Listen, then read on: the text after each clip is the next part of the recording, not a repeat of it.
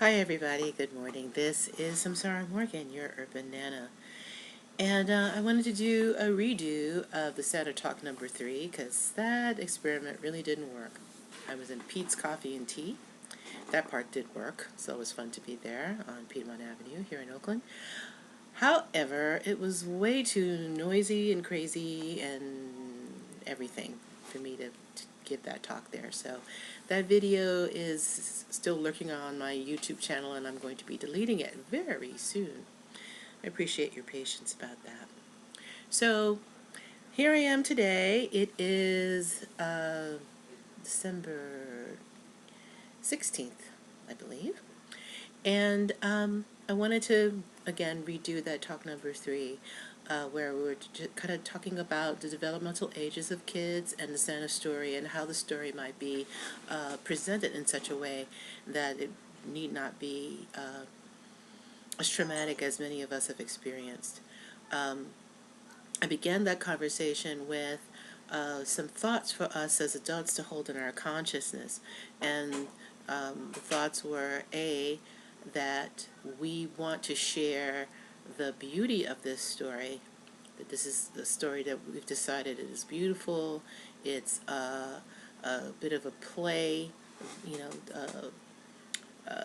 that we're entertaining to uplift and inspire and to have fun with our children. And B, we have probably, some of us have experienced some trauma connected with this story, disappointment in how it was given to us, and we don't want to pass that on to our young people. So we are entering into trying to do this thing in a way that will be fun and make happy memories, joyful memories, and instill what we think are the good things about this story, which is the giving of gifts, the acknowledgement of love, the acknowledgement of magic and joy and wonder in this beautiful season, as an overlay to any Christian observances that we might be having. Where if we're not a Christian family, we're just wanting to enjoy the the sparkly good nature of the story of this sainted person who did good and who gave good. And we do this, we act this out in the name of this person, Santa Claus. So when we have a little bitty baby, a child up to 2 years old, it's very easy because little ones live in this chronic state of joy and wonder anyway. Children up to that age, that's there in that the very peak of magical thinking. And it's also very easy to have things magically appear and disappear in their lives. So when you have a little one under 2 years old, it's very easy to just have the talk of Santa, read It Was the Night Before Christmas, maybe. There's a lots of wonderful, like the older Christmas specials and whatever that feature Santa and the story of Santa. Share that with your young ones. And then have no gifts under the tree on Christmas Eve night and lots of gifts under the tree Christmas morning.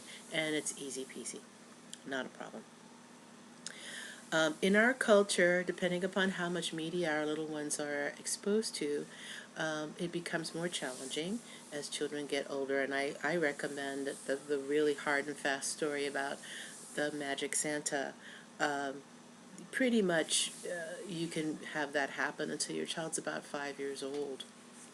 After that, there's too much other exposures to other things, other people's houses, other people's beliefs, stuff on TV, all the Santas and all the department stores and the Santas ringing their bells for Salvation Army do bring up a lot of questions, a lot of valid questions, and those questions can be answered sweetly and honestly, actually, by pointing out that people do things in the name of Santa, and Santa is a symbol of goodness and giving.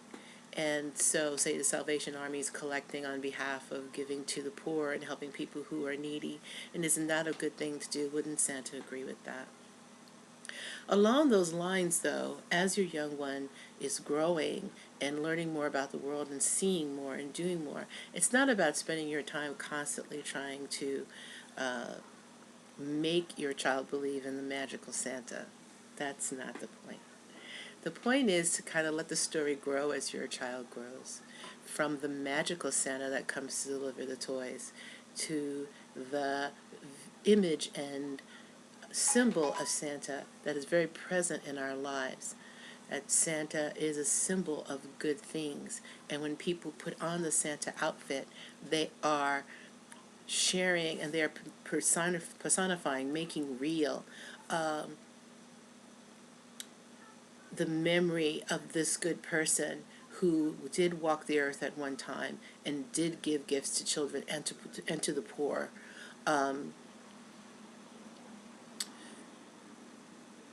He is a symbol of all that righteousness. And so, as our child grows, we open up the story, open up the story, open up the story, from the story of the magical Santa to the story of and the truth of that Santa lives in all of us. Santa lives inside of you as a good person doing good in the world, little child. And Santa lives inside of mom and dad. And when you were a little one, Grandpa dressed up as Santa to please you. We took you to get your picture taken with some beautiful person whose job was to personify Santa to bring joy to other children. We gave gifts to you in Santa's name to keep that good story alive, to keep the good wishes alive, to keep the blessings alive of Santa. And then as the child grows older, maybe about 5 or 6, there may be new siblings in the family or new cousins or friends of the family have had babies. And then the older child then has the honor to participate in wrapping the gifts, maybe putting the gifts under the tree for another child who then gets to grow into this lovely story. So the older child gets to keep the secret for the younger siblings until they naturally find out on their own. They naturally ask the questions that begin the opening up process of the story, and the story becoming a deeper, more fulfilling story about how we should walk on this earth, and how we should walk on this earth with a giving heart, with a noble soul, because that is what ultimately Santa is. You know, does Santa exist? Yes, Santa absolutely does exist. Santa exists in our desire for a better world, our desire to treat each other well and with kindness, and Santa exists in our deepest wishes and in our best actions to make that a reality on the earth. So there's certainly more I could say about this, but I think that's the beginning piece that I wanted to leave you with. And please feel free to ask me any questions about that. And please feel free to share with me how you have shared Santa with your young ones, and if you have decided to share the Santa story or not, and why. I'm very curious about those things. What I'm sharing in these videos are simply my opinion.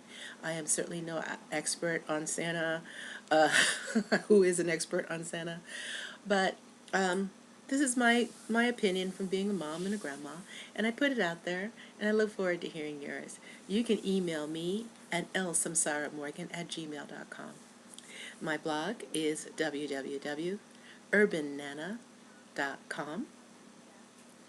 And have a blessed and wonderful holiday season. And I am going to make a little film number 4 talking about those reindeer. So have a great day, and we'll be in touch soon.